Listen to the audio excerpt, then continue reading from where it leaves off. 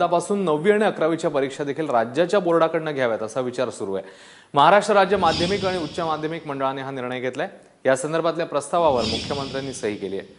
भक्ती बिसुरे आपल्या प्रतिनिधी आपल्या सोबत आहेत। मुख्यमंत्र्यांनी सही केल्यानंतर किंबहुना अंमलात येणारा निर्णय अशी देखील माहिती देण्यात आली आहे।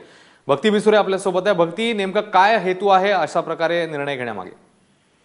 अश्विन, एकूणच आपण बघत असतो की 10वीचा आणि 12वीचा निकाल कुठल्याही शाळेचा किंवा ज्युनियर कॉलेजचा हा जर 100% लागत असेल तर त्याच्यावरती नाही म्हटलं तरी त्या कॉलेजचा किंवा शाळेचा दर्जा जो आहे तो आपण ठरवत असतो।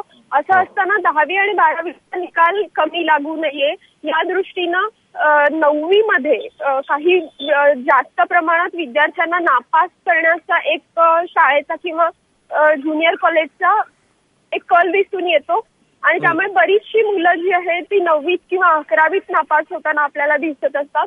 असं होऊ नये या दृष्टीनं 9वी आणि 11वीचे पेपर जे आहेत, प्रश्नपत्रिका ज्या आहेत त्या बोर्डाकडून काढल्या जातील आणि त्याचा ते तपासणं असेल, त्याचा निकाल लावणं असेल, ही सगळी पुढची प्रक्रिया जी आहे ती शाळा आणि ज्युनियर कॉलेजेसच करतील। पण असं असलं तरी प्रश्नपत्रिका मात्र बोर्डाकडून काढल्या जाव्यात असा एकूण हा विचार आहे आणि निर्णय जो आहे तो आता फक्त मंत्र्यांच्या सहीसाठी राखीव असल्याचं कळतं आहे। भक्ती, धन्यवाद या सगळ्या सविस्तर माहितीबद्दल।